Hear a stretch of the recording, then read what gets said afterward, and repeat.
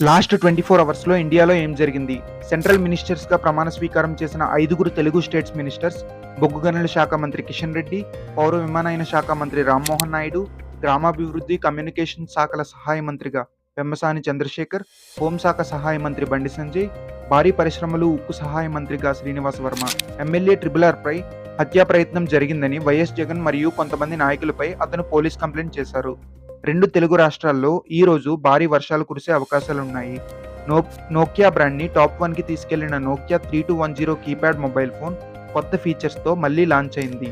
ఈ రోజు సాయంత్రం 4 గంటలకి ఏపీ ఈఏపీ సెట్ రిజల్ట్స్ రానున్నాయి. ఏపీలో టీడీపీ అధికారంలోకి రావడం కారణంగా హెరిటేజ్ షేర్స్ ఒక్కసారిగా ఆకాశాన్ని అంటుకున్నాయి. Switzerland scientists human brain neurons and computer hardware parts ఉపయోగించి ఫస్ట్ లివింగ్ కంప్యూటర్ అయిన బ్రెయినోవేర్‌ని తయారు చేశారు. నార్మల్ కంప్యూటర్స్ కన్నా 10 లాక్ టైమ్స్ తక్కువ కరెంట్ ఛార్జ్ చేస్తుందంట.